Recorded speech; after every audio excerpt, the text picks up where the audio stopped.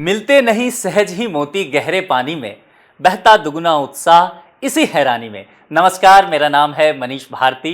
आपका संस्कृति IAS platform पर मैं स्वागत करता हूं। साथियों, आज हमारे साथ एक ऐसे मेहमान जुड़े हैं जिन्होंने अपनी कठिन मेहनत और संघर्ष के दम पर मंजिल को भी छोटा साबित कर दिया है। नाम है मयंक मिश्रा। मयंक यूपी पीसीएस 2023 में 10वीं रैंक के साथ डिप्टी एसपी के पद पर चयनित हुए हैं और आज हमारे साथ ये जुड़े हैं ताकि आप जैसे अभ्यर्थी जिनके मन मस्तिष्क में इस परीक्षा से संबंधित ढेर सारे प्रश्न आ रहे होंगे उसको शांत किया जा सके। मयंक जी, आपका हमारे इस कार्यक्रम में बहुत बहुत स्वागत है। धन्यवाद मनीष जी। मैं अपनी ओर से और पूरी संस्कृति आईएएस परिवार की ओर से आपको इस सफलता के लिए ढेर सारी शुभकामनाएं देता हूँ। बहुत बहुत धन्यवाद मनीष जी। मयंक जी, सबसे पहले हम ये आपसे जानना चाहेंगे कि 5 दिन पहले जब रिजल्ट नहीं आया था, हाँ 23 तारीख को रिजल्ट आया था ना? हाँ 23 को शाम 23 जनवरी। तो 23 को जब रिजल्ट नहीं आया था शाम तक, जब आपने अपना नाम पीडीएफ में नहीं देखा था, हाँ उससे पहले तक मयंक मिश्रा और पीडीएफ में नाम देखने के बाद डीएसपी मयंक मिश्रा, कितना बदलाव आ गया है? व्यक्तिगत तौर पे तो मुझे ऐसा कोई बदलाव लगता नहीं, बट इस एग्ज़ाम का जो नेचर है जी। उसके बेसिस पे ये है कि सामाजिक प्रतिष्ठा या समाज में आपकी जो लोगों के प्रति सोच है उस पर बहुत ज़्यादा बदलाव देखने को मिलता है। उस दिन से फ़ोन कॉल्स ज़्यादा आ रहे हैं? हाँ, वो तो कंसिस्टेंट आ रहे हैं, बट ठीक है, अच्छा लग रहा है। अच्छा लग रहा है। अच्छी अनुभूति हो रही है। जब पहली बार पीडीएफ में अपना नाम देखा होगा, हाँ तो कुछ लोग तो रिजल्ट में नाम देखते हैं तो नीचे से देखना शुरू करते हैं, कुछ ऊपर से। आपका क्या रहा था? किस तरह से आपने सर्च किया? अच्छा, मेरे साथ तो ये था कि मेरा रूममेट जो है हाँ। और वो मेरा नाम वो पीडीएफ सर्च उसने खोली अच्छा और संयोग से मतलब मेरे रिजल्ट अक्सर वही देखता है अच्छा अच्छा। और तो उसने तो ऊपर से देखना चालू किया। हाँ तो मुझे डर लगने लगा। हाँ तो फिर उसने कहा कि मैंने कहा कि भाई नाम टाइप करो ऊपर तुम। हाँ, तो सीधा उसने सर्च करो। नाम टाइप किया तो फिर पाया कि डिप्टी एसपी पे 10वीं रैंक है मेरी। तो जब एक बार आ गया होगा तो 2-4 बार मैच करके देखे थे, यकीन हो गया था मेरा ही नाम हाँ, है? मतलब वो तो कॉन्फिडेंट हो गया बट मैंने कहा नहीं नहीं एक बार क्रॉस चेक कर लो। हाँ। उसके बाद फिर क्रॉस चेक किया हम लोगों ने। कई लोग होता है ना कि हाँ। चीटियां काट के देखते हैं, यकीन कर लेते हैं कि मैं हूँ, है ना? हाँ, वही वही वही। समझा लेते हैं खुद को। रोल बिल्कुल नंबर चेक करो, नाम चेक करो, बिल्कुल पूरा बिल्कुल। रैंक चेक करो। तो इतने अच्छे रैंक की उम्मीद थी?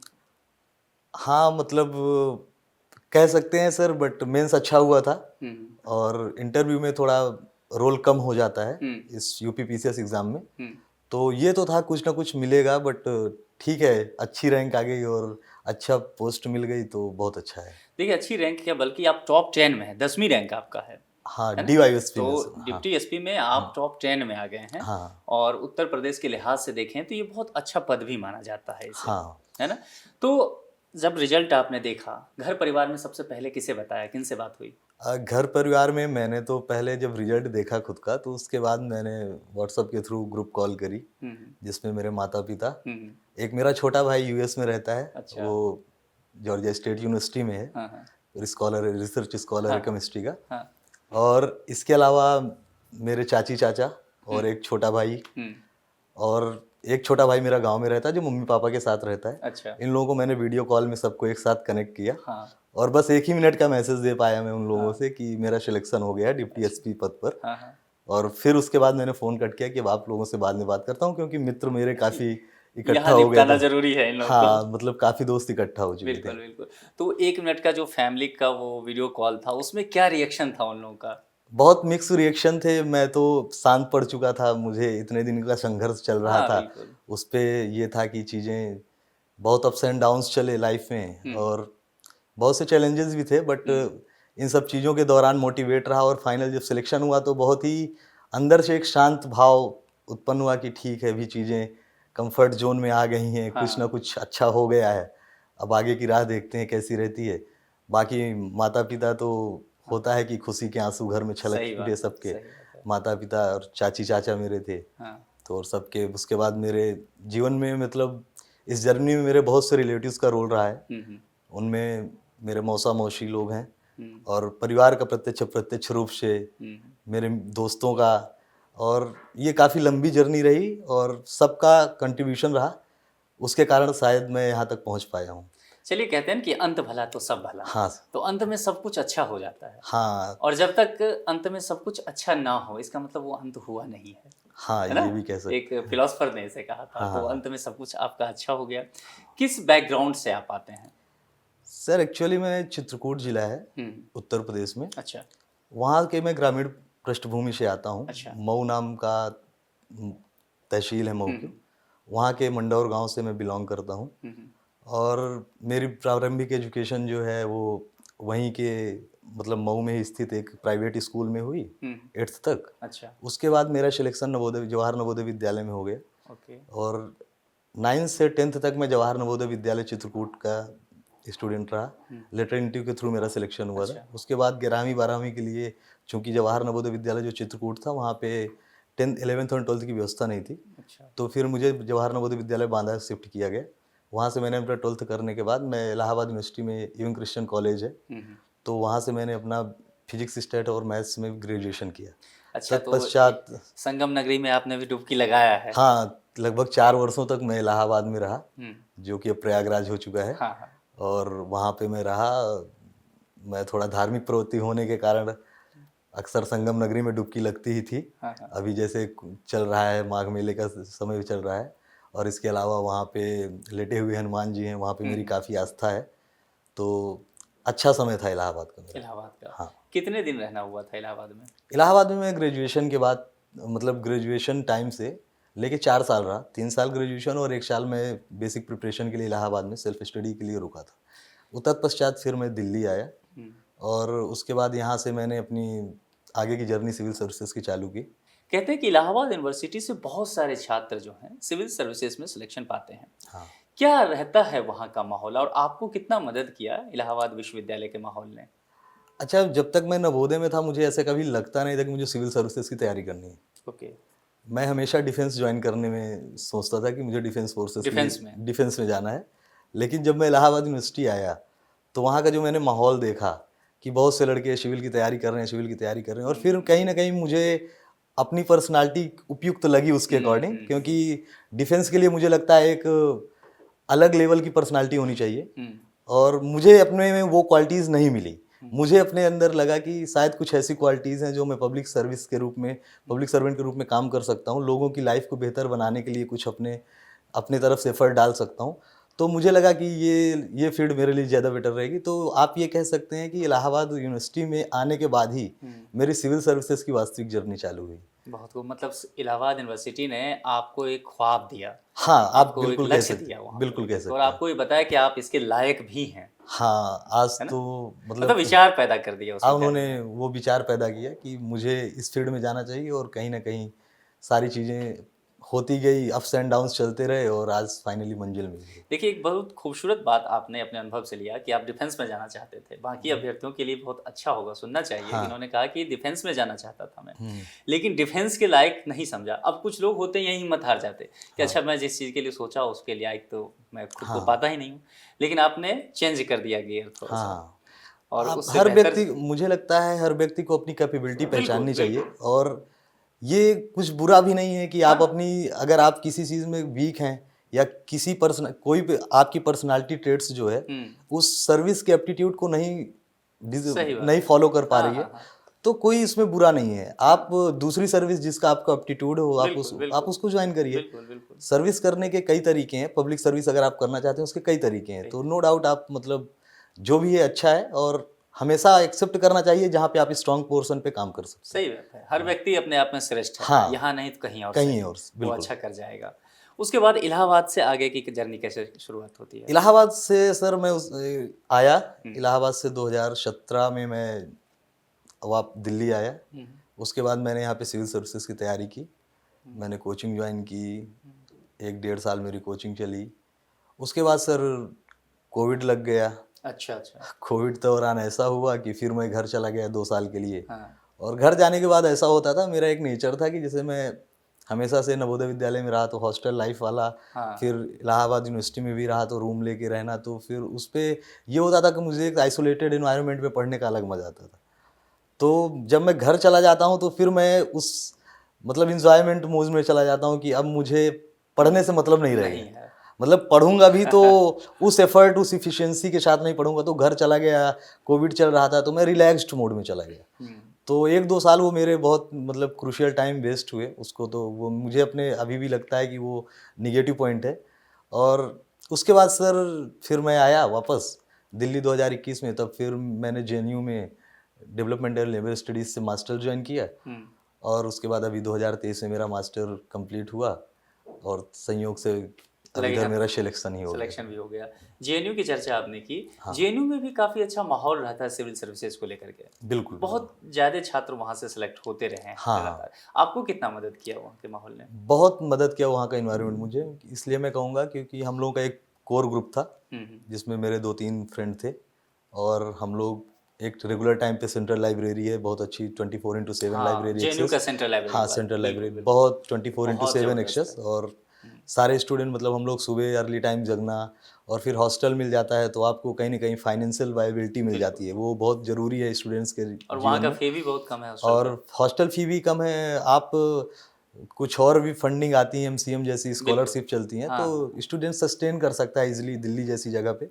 और मुझे लगता है कि दिल्ली से हटकर वो एक अलग दुनिया भी है। हाँ, बिल्कुल अलग दुनिया है। वहाँ का आपको इन्वायरमेंट बहुत अच्छा है, मतलब उसको आप क्लाइमेटिक व्यू में देखेंगे तब भी बहुत अच्छा है, पढ़ने के अनुसार भी बहुत अच्छा है। और हमेशा कुछ कुछ कारणों से विवादों में रहता है, लेकिन मुझे लगता है पढ़ने वाले के लिए बहुत अच्छा प्लेस है जेएनयू। बहुत अच्छा प्लेस है। और हम 3-4 लोगों का अच्छा ग्रुप था, सब लोग लाइब्रेरी जाते थे, सुबह से करते थे और संयोग से सभी लोग अच्छा कर रहे हैं फिलहाल। अच्छा, हाँ। उसके बाद जैसे कि आप मुखर्जी नगर का, यहाँ पर कहाँ रहते हैं मुखर्जी नगर में? फिलहाल मैं फिर जेएनयू के बाद से 2023 से जब मेरा जून जुलाई में प्रीलिम्स का रिजल्ट आया यूपी पीसीएस का, तो उसमें जब मेरा नाम था तो ये था कि अब मुझे मेंस के लिए जाना पड़ेगा, क्योंकि लास्ट टाइम भी मैं जब वहाँ पे मास्टर में ज्वाइन किया था तो लास्ट टाइम वाला मेंस भी मैंने लिखा था यूपी पीसीएस का। अच्छा, इससे लास्ट वाला। हाँ, तो उसमें मुझे कुछ मार्क्स से मेरा नहीं हो पाया, इंटरव्यू कॉल नहीं आ पाई थी। तो मुझे था कि मुझे जो अपना वीक पोर्शन है उस पर काम करना है।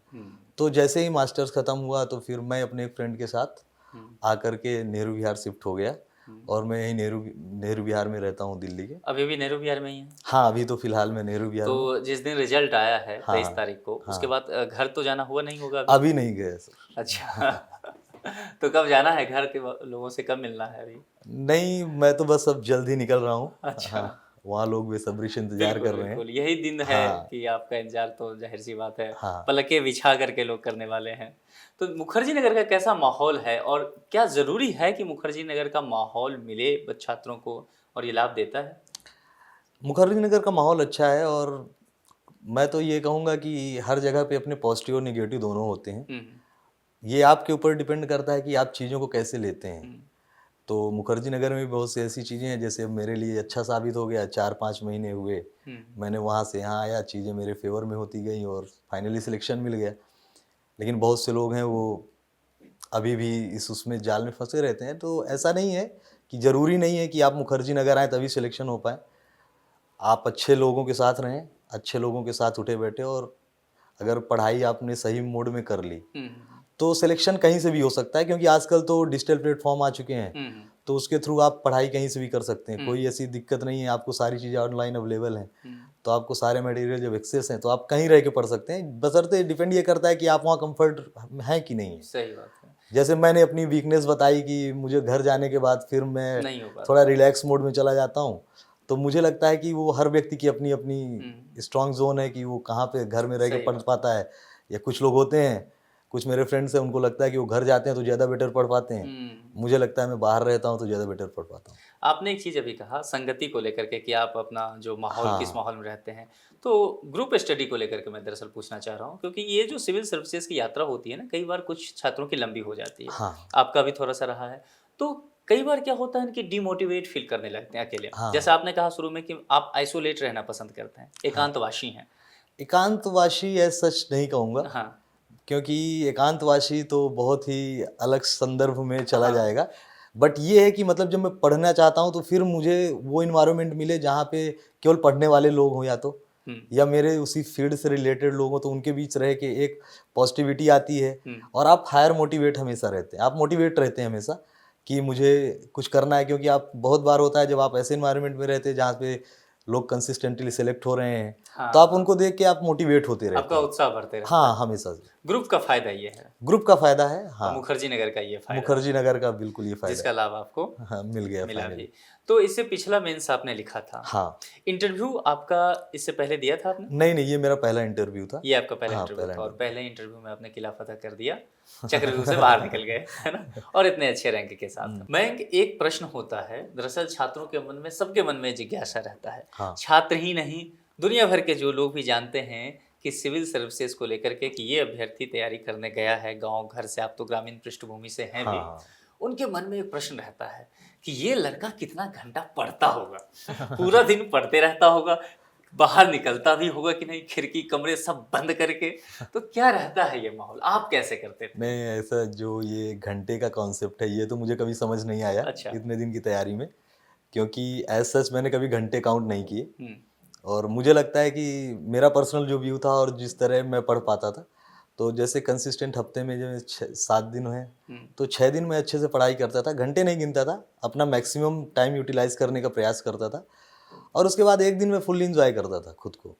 मतलब सप्ताह में एक हाँ, दिन। ये मेरा रहता था कि मैं अपने आप को रिफ्रेश करता था, कि जिससे फिर मैं अगले वीक के लिए प्रिपेयर हो जाऊं फिर तैयार हो से। जाऊं। क्योंकि हो सकता है कि कुछ लोग रेगुलर बेसिस पे कर लेते हो, लेकिन मुझसे पर्सनल नहीं हो पाता था, क्योंकि अगर फिर मैं कभी ऐसा हुआ कि मैं रेगुलर बेसिस पे कर रहा हूँ, तो आप ऐसा आता था कि 15-20 दिन के बाद एक ऐसा मोड आएगा कि आप लो फील करेंगे। लेकिन उससे बेटर ही आप एक दिन अपने आप को दें थोड़ा सा। हाँ। ऐसा नहीं है कि बिल्कुल नहीं पढ़ें, थोड़ा चीज़ें आप आउटसाइड भी एक्सप्लोर करिए, उसके बाद आपको फिर से थोड़ा अच्छा मोटिवेशन मिलेगा, मतलब या अच्छी फीलिंग आएगी, उसके बाद आप फिर से लग जाएंगे उसमें। बिल्कुल बिल्कुल। हाँ, प्रीलिम्स को लेकर के अगर हम बात करते हैं सीधे, हाँ, तो प्रीलिम्स को लेकर के आपकी स्ट्रेटजी कैसे रही? क्योंकि देखिए कि पीसीएस हो या यूपीएससी हो, हाँ, प्रीलिम्स का एक ऐसा स्टेज हो गया है पिछले कुछ वर्षों में, खास करके देखें तो वो रिजेक्शन का स्टेज हो गया हाँ, है ना, छटनी करना आयोग यहाँ बिल्कुल, जरूरी बिल्कुल। समझती है। तो मैं इससे रिलेटेड आपसे ये पूछना चाहूंगा कि आपने क्या तौर तरीका अपनाया, चूंकि आप पिछली बार भी मेंस दिए हैं, हाँ, तो आपको प्रीलिम्स का ठीक ठाक अनुभव है निकालने का। पिछली बार तो मतलब मैंने दिया था, तो उसमें बहुत मैंने माइन्यूट गेसिंग, मतलब ये था कि अपने हार्ड वर्क के बेसिस पर ही चीज़ें की थी। लेकिन इस बार मुझे काफ़ी टाइम मिल गया था। इस बार जब प्रीलिम्स था और मेंस था, मतलब मेंस में जब पिछली बार लिख के आया, उसके बाद से एक अच्छा टाइम ड्यूरेशन गैप मुझे मिला। तो उस दौरान मैंने एक चीज़ अपनाई कि जो प्रीवियस ईयर, जैसे मतलब कि सबसे पहले तो मैंने प्रीवियस ईयर पेपर को पूरी तरह से माइन्यूट ऑब्जर्व किया प्रीलिम्स के लिए अगर फोकस करें तो, क्योंकि यूपी पीसीएस स्पेसिफिक जो है ना, तो वहाँ से हर साल कुछ ना कुछ 5-6 साल 10 साल में क्वेश्चन रिपीट ही होते हैं। अच्छा। तो आप उन पे फोकस करिए, क्योंकि वो ऐसे है इजी हैंगिंग फ्रूट्स हैं कि आप उनको तुम नहीं गलत कर सकते हैं, बिल्कुल। क्योंकि आपको पता है कि आयोग यहाँ से दे रहा है, तो आप उनको एटलीस्ट उनको, तो उस पर मैंने फोकस किया पहला। दूसरा मेरा था कि जैसे मैं यूपीएससी की तैयारी कर रहा था, ठीक है, तो इस दौरान क्या था कि जैसे आप पीसीएस का जब पैटर्न देखेंगे प्रीलिम्स का, तो उसमें कुछ सेक्शंस ऐसे हैं जो अगर आप यूपीएससी के ठीक ठाक पढ़ाई करते हैं, तो वो चीज़ें आपको पढ़ने की ज़रूरत नहीं पड़ेंगी प्रीलिम्स में। जैसे मैं पॉलिटी सेक्शन की बात करूं, इन्वायरमेंट इकोलॉजी है, तो इस पे बहुत ही इजी और मतलब आप कह सकते हैं कि सिंपल लेवल, मतलब इजी लेवल क्वेश्चन आते हैं इसमें। बट कुछ पोर्शन ऐसे हैं जहाँ पे आपको फैक्चुअल एडिशन बहुत ज़्यादा करना पड़ता है, वहाँ पे आप यूपीएससी के कॉन्सेप्चुअल स्टडी से आप मैच नहीं कर सकते। तो उसके लिए फिर मैंने घटना चक्र यूज़ की थी। तो घटना चक्र में ज्योग्राफी, हिस्ट्री और जनरल साइंस की घटना चक्र यूज़ करता था, और उसको मैं अच्छे से थॉरोली करता था। और फिर मुझे उसके बाद जो फैक्ट्स याद नहीं रह जाते थे, उनकी मैं शॉर्ट नोट्स बना के रखा था कि एग्ज़ाम जब नियर पास में आ जाएगा तो फिर मैं उन नोट्स को यूज़ करूँगा, और कहीं ना कहीं वो मेरे लिए हेल्पफुल थी। और इसके अलावा मैं टेस्ट सीरीज़ मार्केट से कोई भी लेके मैं 30 to 35 टेस्ट सीरीज़ करता था। अच्छा। हाँ, और डिफरेंट 1-2 कोचिंग को पकड़ के, और उनकी जो टेस्ट सीरीज होती थी फिर उसी को मैं रिवाइज करता था कि उससे क्वेश्चन क्या है, उसमें से ऐसा क्या है जो एक्सप्लेनेशन पढ़ लो, उस एक्सप्लेनेशन से ऐसा क्या पॉइंट्स मिल रहा है जो आपको याद नहीं है, या कुछ और चीज़ें उससे इन्फॉर्मेशन जो भी गेन हो सकता था उसको करके नोट डाउन कर लेता था। तो जब एग्ज़ाम बहुत करीब आ जाता था लगभग, तो फिर आपके पास बहुत ही शॉर्ट मैटर होता था जो आपके को याद नहीं है, जिसको आपको रिवाइज करना है, आपको लगता है इंपॉर्टेंट है, ये फैक्ट्स हैं, आप उनको कर लीजिए। तो उससे चीज़ें ईजी भी हो जाती हैं, और मुझे लगता है कि आप इजीली जो प्रीलिम्स है उसको सेल थ्रू कर जाएंगे। यानी कि आपके बातों का यदि सार निकालें तो जैसा आपने कहा भी कि जो पिछली बार आपने मेंस लिखा था, हाँ उस बार जो प्रीलिम्स आपने क्वालिफाई किया तो वो कठिन मेहनत के दम पे किया। हाँ, मतलब उसमें हार्ड वर्क था। इस तो उसमें आप ये कह सकते हैं कि उसमें उस टाइम पे क्या था ना कि मैंने अचानक से स्विच किया अपने आप को जेएनयू में एडमिशन लेने के बाद। तो मुझे लगा कि मुझे मास्टर्स भी करना है हम्म, और इधर यूपीएससी यूपीपीसीएस दोनों एग्ज़ाम थे। तो फिर मुझे लगा कि शायद चीज़ें सस्टेन नहीं कर पाएंगी। तो मैंने अपने आप को पीसीएस में पूरी तरह से फोकस किया। तो घटना चक्र ये सब चीज़ें लाकर मैं उनको करता रहा। कुछ दिनों के लिए मतलब आपने यूपीएससी छोड़ दिया उस समय, ये कह हाँ, सकते मैं फ़िलहाल तो 2 साल से यूपीएससी नहीं दे रहा हूँ हैं। और और देखते हैं क्या होता हाँ, है अब आगे। सिलेक्शन हो गया तो आप पूरी तरह से वहाँ फिर आप ध्यान दे सकते हैं। देखते हैं उसके तो लिए तो। कहने का तात्पर्य है कि इस बार जो प्रीलिम्स आपने पास किया वो हार्ड वर्क तो था ही, साथ ही स्मार्ट वर्क हाँ, ज़्यादा स्मार्ट था। वर्क था क्योंकि बहुत बार आप जब प्रीवियस ईयर पेपर देखेंगे तो कुछ क्वेश्चन ऐसे आते हैं जब आप उनको बार-बार लगाएँगे, तो आपको एक पैटर्न समझ में आने लगेगा कि कुछ क्वेश्चन्स ऐसे हैं जिनको हम बहुत ईज़िली कर सकते हैं। उनको आप मतलब पैटर्न ऑब्ज़र्व करिए 4-5 साल, 6 साल में, उसमें मैं उस पैटर्न को मैंने पकड़ा था और मुझे लगता है जैसे कभी कोई फॉर एग्ज़ाम्पल मैं आपको बताऊँ कि कुछ ऐसे क्वेश्चन रहते हैं जो हो सकता है बहुत लोगों ने मतलब मैं नहीं सुनता था पर्सनल बेसिस पे। हुँ, न्यूज़ में है, न्यूज़ आर्टिकल है, करंट से आ गया है और बहुत ही चर्चित मुद्दा नहीं रहा हो हुँ, और वहाँ से क्वेश्चन है तो जनरली उस पे क्या होता था कि जैसे ऑप्शंस दिए हैं हुँ। कि वो ओनली वन ओनली टू, दो स्टेटमेंट दिए हैं, one and two, neither one neither two. तो जनरली उसमें वन एंड टू के साथ में जाता था और वो अच्छा, स्ट्रेटजी मेरे साथ कामगर होती थी। अच्छा। हाँ जैसे कि चलिए आपने एग्ज़ाम से पहले ये सब प्रिपरेशन किया, इतने सारे स्मार्ट वर्क किए। हाँ जब एग्ज़ाम भवन में गए आप, हाँ है ना? वो जो 2 घंटे का समय होता है, वो हाँ। क़यामत का वक़्त, उसको कैसे मैनेज किया आपने? उस वक़्त के प्रेशर को कैसे झेला? एक तो पहला तो जब मैं पहला मेंस पिछले बार वाला लिख चुका था हुँ, तो उससे मुझे थोड़ा तो कॉन्फिडेंस मिल चुका था हुँ, कि ठीक है अगर मैं थोड़ा सा प्रीलिम्स में और वर्क कर दूंगा तो प्रीलिम्स इजीली निकल जाएगा। हुँ, तो इतना प्रेशर नहीं था मेरे ऊपर इस चीज़ के लिए इस बार वाले पीसीएस में लेकर। और एग्ज़ाम भवन में तो प्रेशर सिंपल सी बात है प्रेशर रहता ही है हुँ। क्योंकि स्टेट का टफेस्ट एग्ज़ाम आप कह सही बात सकते है, हैं और सही बात है। इतने लड़के अपीयर करते हैं और उसमें से कुछ सिलेक्टेड ही फाइनल रूप से फाइनल पहुंच रूप से पा आते हैं फिर। फाइनल रूप से हुँ, पहुंच सकते हैं और इस बार सीट्स भी बहुत कम ही थी। हुँ, हुँ। तो प्रेशर तो रहता है लेकिन ठीक है मैंने उसको किसी तरह से मैनेज कर लिया था। करंट अफ़ेयर्स की बात करें अगर, हाँ क्योंकि पीसीएस में भी करंट अफ़ेयर्स ठीक-ठाक आ जाता है, तो हाँ। उसको कैसे मैनेज किया आपने? कहाँ से पढ़ा? करंट अफेयर्स के लिए तो एक तो आप कोई भी मतलब मैं पर्सनल जो यूज़ करता था तो मार्केट की आप कोई भी एक मैगजीन मंथली मैगजीन उठा के हुँ, पढ़िए हुँ, और उसके बाद एक एग्ज़ाम टाइम पे ई दृष्टि करके हुँ, एक बुक मैगजीन लॉन्च होती है हुँ, एग्ज़ाम से लगभग 1 महीने पहले। हुँ, तो उसको आप फिर उसको प्रॉपरली पढ़ लीजिए हुँ, और अगर आपके पास इतने के बाद भी अगर आपके पास टाइम बचा है मतलब इन चीज़ों को बार बार रिवाइज करने के बाद भी अगर आपको लगता है कुछ एक्स्ट्रा करना है तो फिर एग्ज़ाम से 10-12 दिन पहले बहुत से चैनल्स हैं जो वीडियो ऑनलाइन अपलोड कर रहे हैं। जो अभी मैंने बात की कि डिजिटल मीडिया का आप यूज़ कर हाँ, हाँ, सकते हैं। सही बात है। तो वो क्वेश्चन फॉर्मेट में कुछ करंट कराते हैं तो उनको आप कर लीजिए तो शायद याद रह जाए वहाँ पे, हुँ। तो वो कर सकते हैं। चलिए प्रीलिम्स की आपकी स्ट्रेटजी समझ में आ गया होगा अभ्यर्थियों को। अब मेंस की बात करते हैं। हाँ, मेंस का स्टेज जो है पूरी तरह से आंसर राइटिंग का स्टेज है। बिल्कुल। जिसने लिखना अच्छा सीख लिया, हाँ, वह मेंस की नैया को पार कर ले जाएगा। हाँ। ठीक है? तो मेंस में आपका क्या स्ट्रेटजी था? कैसे करते थे ये सब? पिछली बार मेरा मेंस रुका था क्योंकि मैं आपको बता दूं शायद मैंने आंसर राइटिंग की ही नहीं थी पिछली बार। पिछली मेरी बार ये में? वीक पॉइंट था और रीज़न ये था कि मेरे पास जो नोट्स थी जो मैंने कोचिंग की नोट्स बनाई वो इतनी बड़ी नोट्स थी कि उसको मैंने सिनॉप्सिस फॉर्म पे बनाया नहीं था। हुँ, और फिर मेरा ये व्यू था कि मतलब इतनी मोटी नोट्स हैं तो इनको आप एग्ज़ाम पे नहीं या एग्ज़ाम टाइम पे रिवाइज़ करने में भी आपको दिक्कत हो सकती है। हुँ, तो मुझे कुछ लोगों से बात करने पे ये रियलाइज़ हुआ जो ऑलरेडी सिलेक्टेड थे। उन्होंने बताया कि आपके पास अपनी शॉर्ट नोट्स होनी चाहिए। बिल्कुल। तो मैंने उस टाइम पे केवल शॉर्ट नोट्स पे काम किया और हालाँकि वो टाइम कम था, पिछली बार मेंस में टाइम भी कम मिला था तो चीज़ें उतनी बेटर वे में हो नहीं पाई। तो पोस्ट मेंस जब मैं पिछला मेंस देकर आया, हुँ, उसके बाद मैं सीधे लग गया अपने उस नोट मेकिंग काम पे, जो चीज़ें थी थोड़ा बहुत सॉर्ट आउट कर लिया। उसके बाद मैंने सारे ऑलमोस्ट जितने टॉपिक सिलेबस में मेंशन होते हैं, हुँ। जैसे जीएस 1, 2, 3, 4, 5, 6 अब हुँ। तो यूपी स्पेशल 5, 6 में हाँ, आ हाँ, गया है। हाँ। तो सारे जो पॉइंटर्स मेंशन होते हैं, हर पॉइंट पे अपनी एक छोटी-छोटी नोट्स आप बना लीजिए। उसके सारे डायमेंशन को कवर कर सिलेबस सकते के हैं। हर पॉइंट पे। सिलेबस के हर पॉइंट पे जैसे बिल्कुल। आप जीएस 3 में जाएँगे इंक्लूसिव डेवलपमेंट की बात हाँ, करता हाँ। है, तो इंक्लूसिव डेवलपमेंट पे आप एक पूरा उसका हर ऑल राउंड पूरा सारे पॉइंट्स हर डायमेंशन को कवर करते हुए बना लेते हैं। जैसे आप डिफिनीशन लिख लीजिए, हाँ, किसी स्टैंडर्ड डिफिनीशन को हाँ, कौन कहता है, क्या है, मतलब इंक्लूसिव डेवलपमेंट की। उसके बाद उससे रिलेटेड स्टैट्स रख लीजिए, फिर उसको क्या क्या एस्पेक्ट है, उसके क्या क्या एलिमेंट है, उस पर बात कर लीजिए। चैलेंजेस क्या है हमारे कंट्रीज में, वे फॉरवर्ड क्या हो सकता है, तो इन सब चीज़ों पे बात कर सकते हैं हम लोग। तो उससे क्या होता है ना कि जब आप फिर वो शॉर्ट नोट्स होती है और मेंस टाइम में आपको बार बार उसी को पढ़ना है। जब आप उसी को बार बार पढ़ेंगे तो उसमें जो फैक्ट्स होंगे, जो चीज़ें होंगी, वो याद हो जाएंगी कम से कम आपको।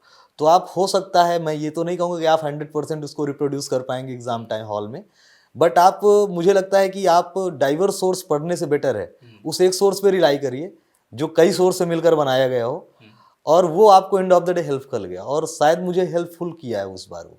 मतलब सिनॉप्सिस होना चाहिए आखिरी हाँ, समय मेरे व्यू में, मतलब मेरा पर्सनल ओपिनियन है, और लोगों का बहुत है, जो कुछ लोगों का है कि वो बुक्स पढ़ के भी क्लियर हो जाते हैं, बट मेरे व्यू में लगा कि मुझे ये हेल्पफुल हुआ। और वो सिनॉप्सिस जो होना चाहिए, जो मैं लिंक कर पा रहा हूँ आपकी बातों से, हाँ, कि सिलेबस के जितने भी पॉइंट्स दिए गए हाँ, हैं सीधे उससे पॉइंटर्स पूरा पे बनाइए, जुड़ा। क्योंकि यूपी पीसीएस के जो क्वेश्चन आते हैं वो जनरली डायरेक्ट उस पॉइंटर से ही आते हैं। हालांकि इस बार जो 5वां 6वां यूपी स्पेशल था, उसमें कुछ मतलब जो पॉइंटर से, ये कह सकते हैं पॉइंटर से डायरेक्ट नहीं फंस रहे थे क्वेश्चन, थोड़ा अनयूजुअल सा पेपर कह सकते हैं, लेकिन फिर भी मुझे लगता है एक्सपेक्टेशन यही कि ये आने वाले अगले 2 सालों में वो भी वहीं पे स्टिक हो जाएगा। क्योंकि अभी तो नया नया वो दोनों पेपर है, हाँ, तो बहुत जानकारी भी नहीं है अभी हाँ, आपको। वही। धीरे धीरे वो सब चीज़ पता चल जाएगा कि किस हाँ, तरह से आयोग वो प्रश्न कर रहा है। तो मेंस में जैसा आपने शुरुआत में ही कहा कि पिछली बार जो आपका मेंस रुका, उसकी वजह ये थी कि आपने बहुत ज़्यादा आंसर राइटिंग आंसर राइटिंग नहीं कर नहीं पाए। किया था। हाँ, तो ये इस बार कितना आंसर लिखते थे एक दिन में? इस बार तो सर मैं डेली, मुझे लगता है कि 3 से 4 घंटे लिखता था 3 से 4 ऑलमोस्ट। घंटे लिखते हाँ, थे? मतलब मुझे लगता है कि लास्ट के 2 महीने में मैं रेगुलर 3-4 घंटे राइटिंग करता था, और 15 दिन पहले, मैं मेंस का जो एग्ज़ाम डेट थी उसके 15 दिन पहले मैंने राइटिंग छोड़ दी थी, आंसर राइटिंग। और उसके पहले 2 महीने तक कंसिस्टेंट में 3-4 घंटे लिखते था, उसके पहले भी थोड़ा बहुत लिखता था। लेकिन उस टाइम पे जब ये मेंस, जब प्रीलिम्स का रिजल्ट आया, उसके बाद से तो फिर मैंने 2 महीने तो लगभग अच्छी खासी राइटिंग कर दी थी। मैं 1-2 कोचिंग ज्वाइन किया था, वहाँ की मैंने टेस्ट सीरीज प्रॉपरली फॉलो की थी। टेस्ट सीरीज लेना जरूरी है इसके लिए? हाँ, आप कह सकते हैं, मतलब कुल मिला के मेरा कहना है कि आंसर राइटिंग जरूरी है। अब आप वो टेस्ट सीरीज के थ्रू करते हैं, या आप प्रीवियस ईयर क्वेश्चन उठा के उनको लिख कर अपना इवेल्युएशन करते हैं या करवाते हैं। एक शब्द आपने कहा कि अपना एवोल्यूशन करते हैं। हाँ, तो जब आप आंसर राइटिंग करते होंगे, हाँ। तो मूल्यांकन का क्या आधार रखते होंगे आप? कैसे खुद का मूल्यांकन करें? वैसे मैं तो पर्सनल कभी नहीं अपनी कॉपी चेक करता था, क्योंकि मुझे लगता है कि अगर आप पर्सनल अपनी एवेल्युएशन करने लगेंगे तो आपको हो सकता है अपनी गलतियां फाइंड आउट ही ना हो। क्योंकि जैसे मुझे याद आता है कि बचपन में मैथ्स के क्वेश्चन होते थे, अगर आप गलती कर देते हैं और आप बार बार ढूंढ रहे हैं, पता ही नहीं और चलता आपको था। पता ही नहीं चलेगा, पता वो ही नहीं सेम चलता स्टेप था। पे आप फंस रहे हैं, और अगर आपने दूसरे को दिया तो वो तत्काल पकड़ लेगा। हाँ, तो मुझे लगता है, तो मैं ये चीज़ नहीं करता था, मैं आंसर लिखता था। मेरे फ्रेंड सर्कल में किसी भी दोस्त को जो तैयारी कर रहा है, या जनरली तो मैंने कोचिंग ज्वाइन कर रखी थी, तो वहाँ पे तो मेरा जो भी था, कॉपियाँ वहाँ चेक होती थी। लेकिन कुछ चीज़ें अगर मैं अपार्ट फ्रॉम उसके करता था कोचिंग के, तो उनको लिख के मैं देता था अपने फ्रेंड्स को, वो चेक करके मुझे रिव्यू देते थे कि आप इस पॉइंट पे काम कर सकते हैं, ये है, और क्या चीज़ें इसमें ऐड की जा सकती हैं, या करंट मुद्दे पे किस पे बात की जा सकती है। मतलब 2-4 लोगों का ग्रुप यदि अच्छा हो जाए तो उससे लाभ हो जाता है, ठीक है? हाँ, मतलब यहाँ नेहरू विहार में आने के बाद भी मुझे अच्छे लोगों का साथ मिला, और क्योंकि काफ़ी आप अच्छे फ्रेंड। हैं, तो आप अच्छे हैं तो अच्छे नहीं, लोगों का ये अच्छे नहीं का कि, साथ मिल हाँ, जाता है। मुझे मतलब अच्छे लोग, हाँ। अच्छे फ्रेंड सर्कल फ्रेंड मिला यहाँ आपको पे, मिल गया। और सबकी मदद से शायद ये चीज़ें संभव हो पाई। हाँ। अब मैं आपसे एक चीज़ जानना चाह रहा हूँ कि आपने आंसर राइटिंग पे इतना जोर दिया, आपने कहा कि आप 3 घंटे लिखते थे, 4 घंटे हाँ, लिखते थे, तो एक अच्छा आंसर राइटिंग, मान लीजिए न्यू कमर्स लड़का कोई आ रहा है या कोई भी अभ्यर्थी आ रहा है, उसको होगा कि मुझे हिस्ट्री के या किसी भी पॉलिटी के, इकोनॉमी का एक आंसर लिखना है। हाँ। तो उस आंसर में क्या क्या पॉइंट्स होने चाहिए, क्या क्या मुख्य बातें होनी चाहिए ताकि वो आंसर राइटिंग अच्छा हो जाए? तो आंसर राइटिंग में तो एक तो वर्ड लिमिट होती है जैसे वहाँ पे, तो इसके अलावा जो आंसर राइटिंग में क्या है, आंसर राइटिंग की जनरली 3 पोर्शन होते हैं किसी भी आंसर के, जो 3 पोर्शन होते हैं, एक इंट्रो होगा, एक मेन बॉडी होगी, एक कंक्लूजन होगा, और आपके पास वहाँ पे शब्द सीमा होती है। तो आप किसी को ऐसा नहीं कर सकते हैं कि आपने इंट्रो पे इतनी बात कर दी कि मेन बॉडी के लिए बात नहीं बची। तो एक सेट पैटर्न फॉलो करता था मैं। जैसे मैं इंट्रो जनरली ट्राई करता था कि इंट्रो मेरा शुरू में 3-4 लाइन में हो जाना चाहिए, उसके बाद पूरा टाइम जो है, जो क्वेश्चन की डिमांड है उसको फोकस करना होता था कि क्वेश्चन में 2 डायमेंशन पूछा है कि 1 डायमेंशन पूछा है। जनरली जो 12 नंबर वाले क्वेश्चन आते थे उसमें दो डायमेंशन पूछता था, तो उसको दोनों को एड्रेस करना है आपको। उसके लिए आपको प्रॉपर टाइम होना चाहिए और प्रॉपर स्पेस आपको देना पड़ेगा कि आपको उतने पॉइंट्स बना के लिखने हैं। और फिर फाइनली 3-4 लाइन का कंक्लूजन होना चाहिए, और कंक्लूजन डिपेंड करता है कि किस वे में है या किस टॉपिक पे आप लिख रहे हैं, उस पे डिपेंड करता है मुझे लगता है। कंक्लूजन को हाँ। लेकर के, क्योंकि कंक्लूजन को लेकर के बहुत सारी दुविधाएं होती है छात्रों के मन में। हाँ। क्या कंक्लूजन में करंट अफेयर्स वगैरह ऐड करना सही होता है? हाँ, डिपेंड करता है। जैसे इकोनॉमिक्स जैसे सब्जेक्ट में जो डायनेमिक सब्जेक्ट है, वहाँ पे मुझे लगता है कि जब आप कंक्लूजन लिखते हैं तो कोई फ्यूचरिस्टिक प्लान गवर्नमेंट का लिखिए, ऐड करिए, या कोई ऐसी चीज़ें जो मतलब एक फ्यूचर के बेटर बनाने का प्रयास करें, उसको आप लिख सकते हैं। अब ज्योग्राफी अगर आप सपोज करिए लिखते हैं, तो ज्योग्राफी में आप, जैसे मेरा इंट्रो लिखने का तरीका होता था कि एक वे स्टेप पहले चले जाओ जिस इवेंट के बारे में पूछा है, और जब फाइनल कंक्लूड करो तो उसका आउटकम मिले, क्योंकि ज्योग्राफी बहुत स्टैटिक पोर्शन हो जाता है, इतनी ज़्यादा डायनेमिसिटी है नहीं उसमें। सही बात है। हिस्ट्री में अगर आप कंक्लूजन लिखते हैं तो सपोज करिए किसी एक इवेंट पे लिख रहे हैं तो उसके आउटकम्स को लिख सकते हैं आप। तो हर सब्जेक्ट की डिमांड के बेसिस पे कंक्लूजन होना चाहिए। चलिए, अब आपका मेंस का पोर्शन खत्म हो गया, हाँ। मेंस का एग्जाम हो गया, और आपने फाइनली ये सोचा होगा कि इस बार जो है मेंस पास कर जाएं, इंटरव्यू कॉल आ जाए, और यह आपके अनुकूल रहा भी। हाँ। उसके बाद जो है यहाँ से मेंस के बाद इंटरव्यू की तैयारी शुरू होती है। हाँ। ये कैसे सफर शुरू हुआ यहाँ से, यहाँ के बारे में बताइए। एक्चुअल में यूपी पीसीएस में जो है इंटरव्यू का वेटेज 100 नंबर होता ही है, हम्म। और संयोग ऐसा भी था कि यूपी पीसीएस ने बहुत कम टाइम भी दिया ही था, क्योंकि 22 दिसंबर को मेंस का रिजल्ट आया और 8 जनवरी से इंटरव्यू शेड्यूल थे। अच्छा। तो इस दौरान बहुत कम टाइम भी मिला था, तो मुझे मतलब कुछ ज़्यादा आइडिया था नहीं, क्योंकि मेरा पहला इंटरव्यू था। तो मैंने क्या किया, मैंने 3-4 कोचिंग्स में मॉक्स दिया। अच्छा। जिसमें से एक संस्कृत आईएएस में भी दिया था मैंने मॉक, और वो सीपीवी सर चेयर कर रहे थे उस मॉक को। अच्छा। तो उनका अच्छा गाइडेंस मुझे मिला, क्योंकि मॉक देने से एक चीज़ तो होता था, जो नर्वसनेस होती है वो ख़त्म होती गई, क्योंकि वो मुझे ऑब्जर्व किया जब मैंने जितने मॉक्स में दे रहा था कि थोड़ा नर्वसनेस आ रही है। और जब मैं उस मॉक को खुद रिव्यू कर रहा था तो मुझे लगा कि उसमें वहाँ पे फेशियल एक्सप्रेशन कैसा होना चाहिए, मतलब कुछ चीज़ें मैटर करती हैं, आपकी बॉडी लैंग्वेज कैसी होनी चाहिए। तो ओवर द टाइम फिर जब मैं वहाँ फाइनल इंटरव्यू दिया तो मैं सेटिस्फाइड था वहाँ से। तो कुल मिला के मैं ये कहूँगा कि सीपीवी सर का गाइडेंस था यहाँ पे, जो मैंने संस्कृत में मॉक दिया और जो 2-3 जगह पे दिया था, तो काफ़ी चीज़ें मेरे लिए हेल्पफुल रही। नेट प्रैक्टिस अच्छा हो गया आपका वहाँ जाने हाँ, से, आप कह फाइनल बैच सकते से हैं। पहले। मुझे लगता है कि जो फ्रेश कैंडिडेट हैं उनको 1-2 मॉक्स दे के जाना देना चाहिए। हाँ।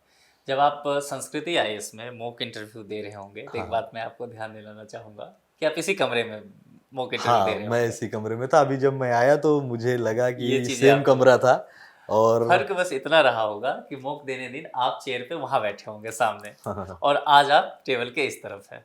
हाँ, मुझे लगता है कि ये सफ़र भी काफ़ी लंबा होता है, चेयर के उस पार से इस पार का। इस पार तक पहुँचने का पूरा खेल ही यही पूरा है। खेल ही यही है। है ना? तो मैं ये दरअसल जानना चाह रहा हूँ कि संस्कृति आईएएस में जैसा कि आपने मॉक इंटरव्यू दिया, हाँ। सीबीपी श्रीवास्तव सर के चेयर के साथ, जैसा कि आपने बताया, हाँ। तो आप आयोग में जब इंटरव्यू देने गए होंगे, इलाहाबाद में ही इसका इंटरव्यू होता है, हाँ। तो जब वहाँ आप आयोग में इंटरव्यू देने गए होंगे, तो मैं ये जानना चाह रहा हूँ कि यहाँ के मॉक का जो लेवल होता है, हाँ। और आयोग में जब आप मे आई कम इन सर कह के एंट्री किए होंगे, हाँ। वहाँ का जो लेवल होता है, कितना अंतर होता है दोनों में? मुझे लगता है कि यहाँ का इंटरव्यू थोड़ा सा मतलब ग्रिलिंग कंडीशन में होता है, और वो बहुत ज़रूरी भी है मुझे लगता है, हाँ, जिससे लड़का जब वहाँ आयोग में देने जाता है तो बहुत हल्का फील करता है। बिल्कुल। उसको काफ़ी कंफर्ट जोन में रखा जाता है। और इस बार तो इंटरव्यू भी ऐसे चले थे कि ज़्यादातर सिचुएशन बेस्ड क्वेश्चन थे, अच्छा। फैक्ट्स तो बहुत कम ही पूछे जा रहे थे।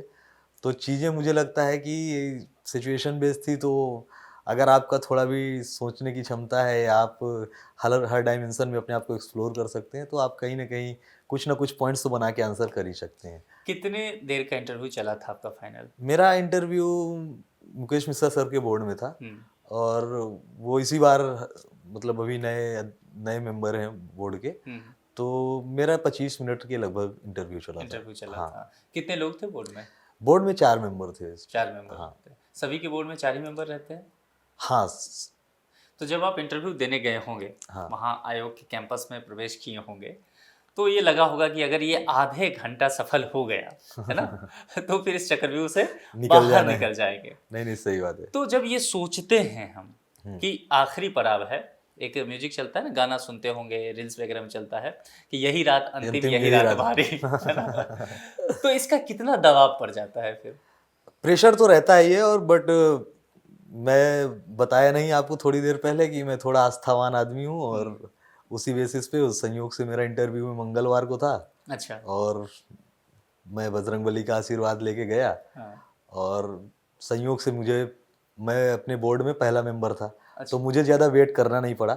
मॉर्निंग के टाइम? मॉर्निंग शिफ्ट में था और मुझे ज़्यादा वेट करना नहीं पड़ा। तो मैं अपने बोर्ड में पहला स्टूडेंट था, कैंडिडेट था जो इंटरव्यू किया जाना था। तो मुझे लगा कि जैसे मैंने एंट्री किया तो जो उनका 3-4 स्टेप का प्रोसेस होता है उससे गुजर रहे, और जैसे ही जाके उन्होंने मुझे बैठाया उसके बाद 5 मिनट बाद कॉल आई कि चलिए आपको इंटरव्यू किया जाना है। तो फिर मैं चला गया। तो मुझे ऐसा फील ही नहीं हुआ। हाँ, ये मैं जरूर सोच रहा था कि अगर मेरा इंटरव्यू लेट होगा तो वो उस टाइम में कहीं ना कहीं आप एग्जॉस्ट होते रहते हैं कि थॉट जो होते हैं आपके दिमाग में चलते रहते हैं, ओवर थिंकिंग चलती रहती है, कैसा होगा क्या होगा, आप दूसरों को देख के परेशान होते रहेंगे कि क्या। हाँ, तो वो मेरे लिए अच्छा था कि जैसे ही मैं गया और चीज़ें मतलब ऐसी हुई कि स्मूथ चलती गई, और संयोग से मुझे मेरा पहला नंबर लग गया मेरे बोर्ड में जो था। मैं जाके इंटरव्यू दिया, बाहर निकल आया। इंटरव्यू के दौरान का कोई दिलचस्प किस्सा है जो आप बताना चाहें, या कोई प्रश्न जिसको देख सुन के आपको लगा होगा कि यदि इस प्रश्न का सही जवाब मैंने यहाँ कर दिया तो यहाँ से फिर मामला बन जाएगा? इंटरव्यू मेरा बड़ा स्मूथ चल रहा था। मतलब ऐसा मुझे कहीं लगा नहीं कि मुझे पैनिक हुआ। मैं बहुत ही नॉर्मल सी चीज़ें चल रही थी, और सारे आंसर मैं उनके दे ही रहा था। कुछ फैक्ट्स जो ऐड किए गए जो मेरे ग्रेजुएशन से सब्जेक्ट से थे, तो जहाँ पे मैं, क्योंकि टाइम गैप हो चुका था तो उस चीज़ों को मैं रिकॉल नहीं कर पा रहा था, तो मैं सीधे सिंपली सॉरी बोलकर आगे बढ़ जा रहा था। बाकी जो सिचुएशनल चीज़ें थी उसको मैं ठीक से डील कर रहा था। और इंटरव्यू तो मुझे लगता है कि इंटरव्यू जो चेयरमैन सर थे मेरे बोर्ड के, तो वो भी मुस्कुरा रहे थे, और मुझे लगता है इंटरव्यू बड़ा ही कंजीनियल वे में चलता गया मुस्कुराते हुए। मेरे सब्जेक्ट पे तो मैं जिस रीजन से आता हूँ अभी, तो मतलब उस रीजन पे बात हुई, यूपी के डेवलपमेंट पे बात हुई, क्योंकि यूपी का 5वां-6वां पेपर ऐड है, तो यूपी पे काफ़ी फोकस्ड क्वेश्चन थे और सिचुएशन बेस्ड क्वेश्चन ज़्यादा चल रहे थे, फैक्ट्स कम थे। तो मतलब ठीक ठाक इंटरव्यू था, डायनेमिसिटी थी। मतलब कुल मिला के कि जैसे मेरे से एक क्वेश्चन पूछा गया कि आपके यूपी के ग्रोथ, आपका यूपी की जीडीपी आप कैसे बढ़ाएंगे, तो उस पर फिर मेरा व्यूज़ था कि रीजनल, क्योंकि यूपी की जो समस्याएं हैं वो हर रीजन की अपनी अपनी समस्याएं हैं, तो उनके लिए रीजनल सॉल्यूशन चाहिए होगा, क्योंकि रीजनल समस्याएं हैं तो रीजनल समस्याओं का रीजनल सॉल्यूशन चाहिए होगा। तो उस पर मैंने बात की थोड़ा, फिर जो समस्याएं हैं प्रेजेंट में यूपी में उस पर प्रकाश डाला, और उसके बाद क्या क्या किया जा सकता है फ्यूचर में, जो एज ए स्टूडेंट अभी तक मुझे लगता है कि किया जा सकता है, क्योंकि बहुत ज़्यादा प्रैक्टिकल नॉलेज तो है नहीं ग्राउंड पर, तो बस वही चला। यूपी में 2 पेपर ऐड हुआ है अलग से पिछले कुछ वर्षों में, यूपी स्पेशल जिसको कहा गया है, प्रश्न पत्र 5 और 6 है। इसकी तैयारी कैसे करें अभ्यर्थी, आपने कैसे किया? देखिए, मैंने तो क्या किया कि मेरी स्ट्रेटजी ही क्लियर थी कि मैं प्रीवियस ईयर पेपर जो मैं पिछले मेंस के ऑब्जर्व कर रहा था, तो उस पर मैंने देखा था कि जो क्वेश्चन पूछने का पैटर्न है वो अगर 20 क्वेश्चन आते हैं तो 15-16 क्वेश्चन 17 क्वेश्चन आपके पॉइंटर से होते ही होते हैं डायरेक्ट। 1-2-3 क्वेश्चन वो कहीं घुमा फिरा के पूछ लेंगे, तो मैं तो हमेशा पॉइंटर्स पे रिलाई करता था और उसी पॉइंट्स की नोट्स बनाता था केवल। सेम मैंने अप्लाई किया GS 5 और 6 के साथ।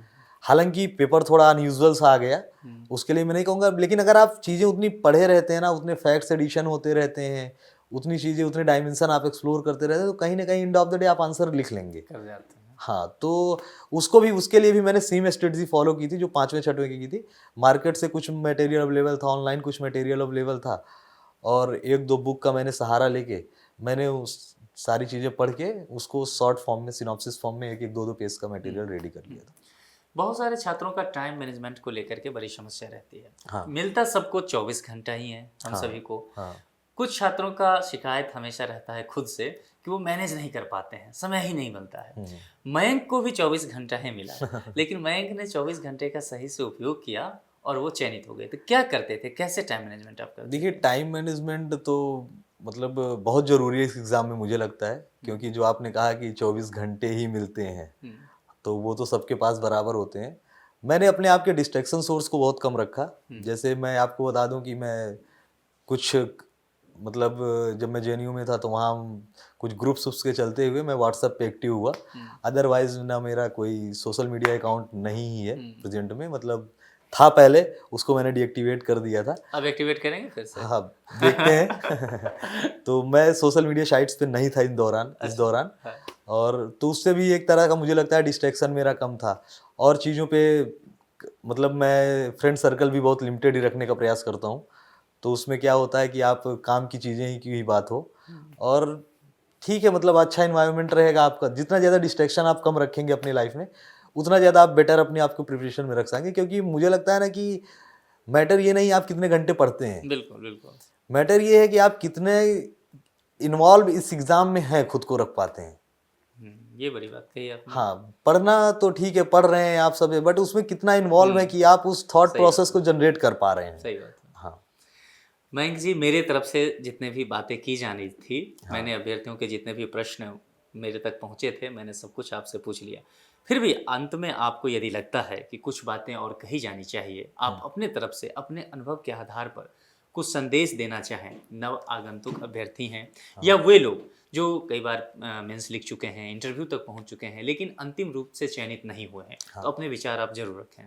मुझे लगता है कि एग्ज़ाम तो टफ है एग्ज़ाम, और टाइम टेकिंग एग्ज़ाम है, और मेरी भी जर्नी बहुत आसान नहीं रही है इन दौरान। बट मुझे लगता है कि 3 फार्मूला है इस एग्ज़ाम, 3 कीवर्ड्स हैं जो इस एग्ज़ाम के लिए मैं फॉलो करता था। पेशेंस, जो बहुत फॉरमोस्ट एग्ज़ाम में ज़रूरी है, क्योंकि बहुत लोगों के पास अच्छा पोटेंशियल होता है, बट वो 1-2 अटेम्प्ट फेल होते हैं, तो उनको लगता है कि ये नई चीज़ें हो नहीं पाएंगी, तो हो सकता है वो गिव अप कर देते हैं। तो एक आपका तो नेवर गिव अप एटीट्यूड होना चाहिए, जो उसको आप पेशेंस से डिफाइन कर सकते हैं। दूसरा परसिवरेंस बहुत ज़रूरी है, और तीसरा मुझे लगता है कंसिस्टेंसी। तो अगर आप इन 3 वर्ड्स के फॉर्मूले के साथ चलेंगे, तो मुझे लगता है एक ना एक दिन ज़रूर सबको सफलता मिलेगी। मयंक जी, यकीन मानिए आपसे बात करके मुझे बेहद अच्छा लगा। बहुत दिलचस्प बातें करते हैं और जिंदा दिल इंसान हैं आप, है ना? एक बार फिर से आपके उज्जवल भविष्य के लिए संस्कृति आईएएस की तरफ से बहुत बहुत शुभकामनाएं। और आपने अभ्यर्थियों के लिए, हमारे लिए इतना अपना बेशकीमती समय निकाला, आपका बहुत बहुत शुक्रिया। बहुत बहुत धन्यवाद। बहुत बहुत उज्जवल भविष्य की शुभकामनाएं। Thank you. साथियों, आज हमारे साथ थे मयंक जी। जैसा कि मयंक जी आपके तमाम प्रश्नों का, जितना भी आपके तरफ से आया था, उसका बहुत ही बेबाकी से जवाब इन्होंने दिया। मैं उम्मीद करता हूं कि आपके जो तैयारी है, इसमें ये बहुत ही लाभकारी सिद्ध होगा। हम कोशिश करेंगे कि अगले प्रोग्राम में किसी और अभ्यर्थी के साथ आपसे जुड़ें, जो कि आपके और भी जो प्रश्न रह गए होंगे उनको वो शांत कर सकें, ताकि आपकी तैयारी और भी आसान हो सके और आसान रास्ते पर चलते हुए आप मंजिल तक पहुंच सके। अपना बेहद ख्याल रखिए। बहुत बहुत शुक्रिया।